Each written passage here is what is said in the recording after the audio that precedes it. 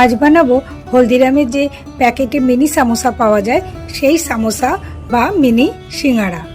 Hello বন্ধুরা, আমি কাকলি #মুম্বাই থেকে। মিনি সিঙ্গারা বানাবার জন্যে আমি প্রথমে একটা ময়দার ডো বানিয়ে নেব। এখানে আমি 1.5 কাপ মতন ময়দা নিয়েছি, মানে প্রায় 250 গ্রাম মতন ময়দা আছে। আর 1 চামচ জোয়ান একটু হাতে ডলে নিয়ে ময়দাটার মধ্যে দিয়ে দেবো। আর অল্প নুন দিয়ে দেবো, আর 3-4 চামচ মতন সাদা তেল দিয়ে দেবো। তোমরা সাদা তেলের পরিবর্তে ঘিও দিতে পারো। এবার ময়ানটা খুব ভালো করে ময়দার সঙ্গে মিশিয়ে নেব। আর যখন দেখবে এরকম ময়দাটা মুঠো হয়ে যাচ্ছে, তাহলে ভাববে যে ময়ানটা ঠিক আছে। এবার নর্মাল অল্প অল্প জল দিয়ে ময়দাটাকে মেখে নেব। ময়দাটা যেন খুব নরম না হয়ে যায়, একটু শক্ত শক্ত থাকবে।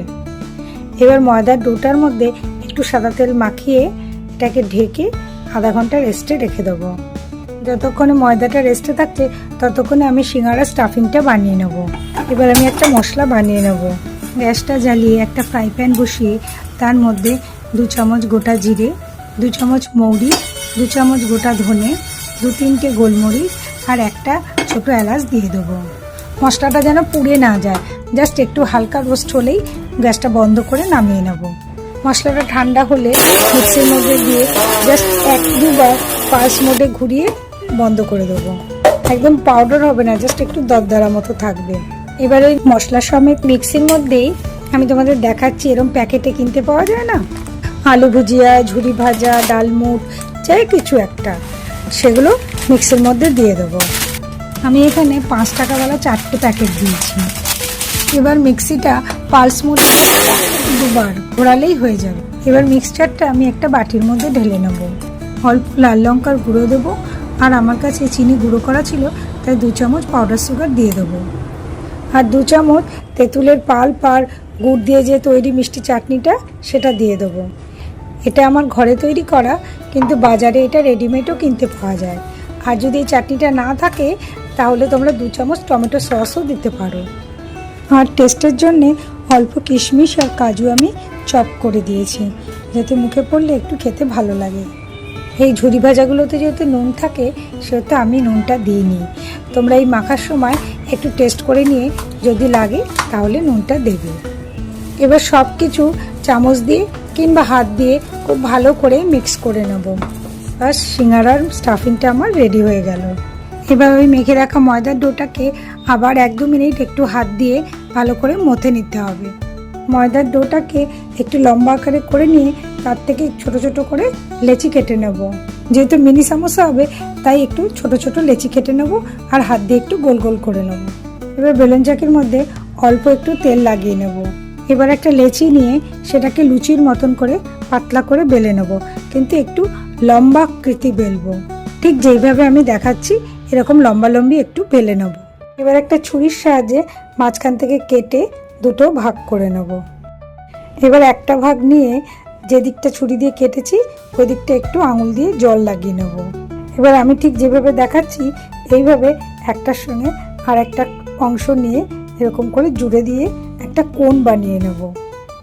এবার এই কোণের মধ্যে 1 চামচ স্টাফিং দিয়ে দেবো আর আঙুল দিয়ে একটু চেপে চেপে দেবো। এবার যে খোলা অংশটা আছে ওর মধ্যে একটু আঙুল দিয়ে জল লাগিয়ে নেব, আর ওপরের মাঝখানটায় একটা ফোল্ড করে নেব।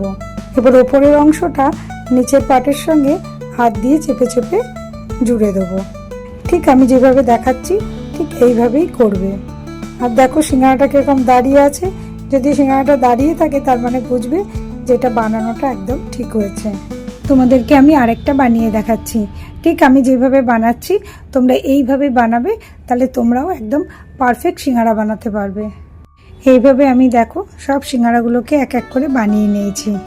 এবার গ্যাসটা জ্বালিয়ে একটা কড়াই বসিয়ে দেবো আর পরিমাণ মতন সাদা তেল দিয়ে দেবো। যেহেতু সিঙ্গারাটা ডুবো তেলে ভাজা হবে, তাই একটু বেশি করেই তেল দিয়ে দেবো।